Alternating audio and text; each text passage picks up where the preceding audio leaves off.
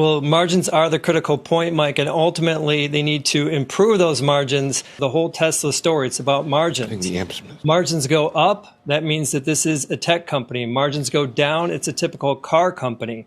안녕하세요. 최근에 많은 애널리스트 분들이 테슬라를 비판하고 있는데요. 마진이 줄어드는 것을 보면서 테슬라는 평범한 자동차 회사가 아닐까. 그리고 일런형의 반응은 그냥 웃어버립니다. 애널리스트들의 비판을 전혀 이해를 못하겠다라는 것이겠죠. 사실 많은 분들이 가장 궁금한 것이 테슬라의 주가 반등은 언제부터 나올 것일까. 올해 초반에 보여줬던 다시 한 번 더 그 엄청난 주가 상승 폭등을 연말에 볼 수가 있을까인데요. 정답은 나와 있습니다. 마진 때문에 저렇게 비판을 하니까 마진이 올라간다라면 당연히 주가 폭등이 나오겠죠. 그리고 마진이 올라가는 방법은 두 가지인데 첫 번째는 가격 인하를 멈추는 것이고 두 번째는 에너지와 서비스 부분의 매출이 늘어나면서 마진을 보완시켜 주는 것인데요. 저는 이 모든 것들이 4분기에 발생을 하지 않을까. 우선 테슬라가 과연 가격 인하를 멈출 것일까. 저는 이 부분은 부정적으로 보는데요. 1월부터 9월까지 중국 시장의 판매량을 보시면 현재 6천만원 이상대 가격은 리오토, 니오, 벤츠, BMW 이러한 기업들이 판매량을 올리고 있지만 사실 여기 판매량은 그렇게 높지가 않습니다. 일런형이 말씀하시는 볼륨 게임이 시작되는 곳은 3천만원에서 4천만원 사이 이 가격대에서 테슬라랑 비아디가 엄청나게 격돌을 하고 있죠. 하지만 흥미로운 사실은 비아디가 이 가격대보다 무려 4배 이상의 매출을 일으키는 곳이 2천만원대 라인입니다. 물론 비아디 같은 경우에는 전기차 하이브리드의 판매 대수죠. 그렇다고 하더라도 중국의 인민들이 원하는 가격대, 저 가격대를 테슬라가 노려야 되는데요.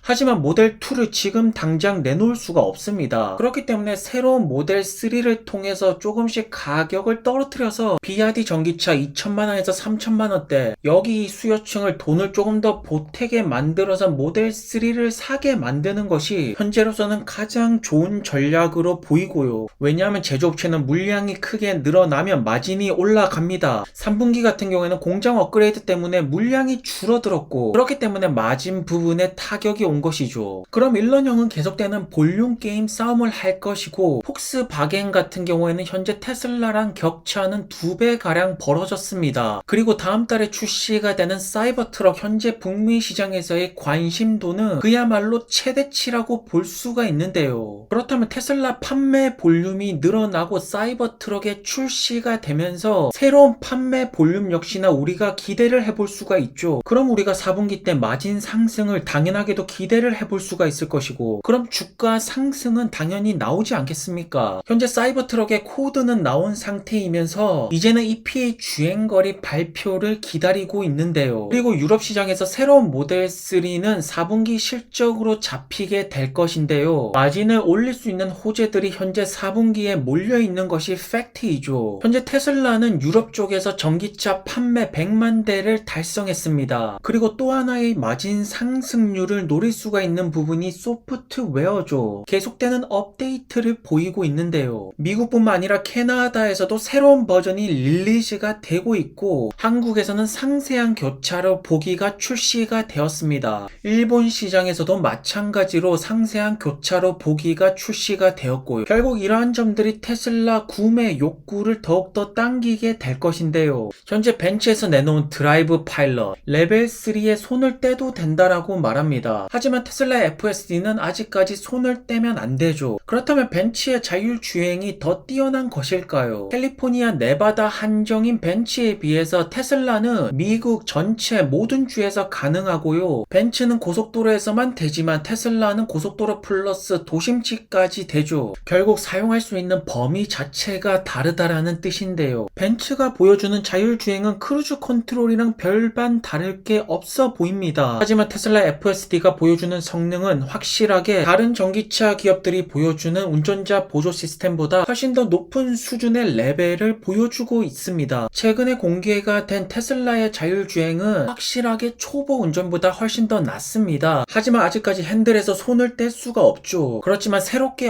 업데이트되는 버전에서 핸즈 프리가 작동이 되지 않을까. 그렇다면 이러한 부분이 FSD의 채택률을 높일 수가 있고, 그렇다면 마진 상승에 좋은 순풍이 불어다 주겠죠. 현재 테슬라에 투자하신 한국 투자자분들이 정말로 많은데요. 결국 마진이 다시 한 번 더 올라갈 것이라는 믿음이 있기 때문에 많은 분들이 테슬라에 투자를 하는 것입니다. 언론의 비판과는 다르게 계속되는 매출 상승 곡선을 그려내고 있는 테슬라이고요. 이제는 토요타가 아닌 테슬라의 시대로 바뀌는 과정이 아닐까요? 테슬라의 시대는 이미 도착해 있습니다. 그렇다면 전기차 스타트업들은 어떨까요? 지금 수많은 스타트업 기업들이 고금리 시대에서 파산이 늘어나고 있는데요. 프로테라도 파산 보호 신청을 하였고, 얼마 전에는 볼타 트럭 역시나 파산 보호 신청을 하였죠. 그리고 수많은 스타트업 기업들이 현재 돈이 없어서 생산에 들어가지 못하고 있습니다. 그렇다면 루시드 같은 경우에는 주가 상승은 도대체 언제 나올 것일까? 이 부분 역시나 정답은 이미 나와져 있습니다. 현재 올해 딜리버리 대수는 분기당 1400대 가량을 딜리버리 했죠. 그리고 마지막으로 4분기 때 몇 대 딜리버리가 될 것일까? 한 분기가 남은 상태인데요. 딜리버리 대수 성장이 나오지 않았기 때문에 주가는 계속해서 폭락을 하였고, 그렇다면 그와 반대로 딜리버리 성장이 나온다라면 주가는 폭등을 하겠죠. 현재 딜리버리 성장이 안 나오고 있기 때문에 영업 손실이 줄어들지 않고 있고, 순손실 역시나 안 줄어들고 있습니다. 그리고 이 모든 손실폭이 감소하는 숫자가 나오려면 딜리버리 성장이 나와야 되고요. 그리고 많은 분들이 딜리버리 성장을 만들어줄 차량이 그래비티라고 말씀을 하시는데요. 이 차에 대한 기대감이 굉장히 높죠. 비아디에서도 럭셔리 시장에 점차 진출을 하는데 현재 1억 5천짜리 럭셔리 SUV 주문을 3만 대나 받았다라고 합니다. 역시나 중국 사람들이 럭셔리를 굉장히 선호하죠. 그렇기 때문에 그래비티가 미국 시장이 아니라 중동 시장과 중국 시장에서 많은 판매 대수를 보여줄 수가 있다라면 주가 상승은 기본적으로 나오게 될 것인데요. 하지만 여기서 중요한 포인트가 있습니다. 샤오펑을 비롯해서 수많은 중국 기업들은 정말로 빠르게 대형 SUV 출시가 현재 나오고 있는데, 루시드 같은 경우에는 이거 출시가 되려면 아직 1년이 남았습니다. 그렇다면 딜리버리 대수 올해랑 내년 같은 경우에는 루시드 에어로 승부를 봐야 된다라는 뜻이겠죠. 현재 루시드 에어 마케팅 비용은 계속해서 나가고 있는데요. 일단 유럽 시장 같은 경우에는 굉장히 판매가 부진한 것 같고, 미국 시장 같은 경우에는 지금이랑 크게 다르지 않고 비슷하게 흘러가지 않을까. 그렇다면 포인트는 중동 시장이 될 것이고, 과연 사우디에서 얼마나 많은 루시드 에어가 팔릴 것일까? 이것이 올해 남은 딜리버리 대수 상승의 키 포인트가 되지 않을까요? 가장 중요한 것은 사우디를 비롯한 중동 상류층을 루시드 에어를 통해서 공략하는 것이 가장 중요한데요. 우선 사우디에서 전기차 생산이 올해 4분기부터 잡히기 때문에 생산 부분은 확실하게 올라갈 것입니다. 하지만 주가 상승이 생산에서 나오는 것이 아니죠. 바로 딜리버리 판매 대수, 여기서 주가 상승이 나오기 때문에 결국 이 숫자가 확인이 돼야지 물을 타던가 신규 진입을 하던가 우리가 액션을 취할 수가 있게 되는 것입니다. Tesla kind of created this space.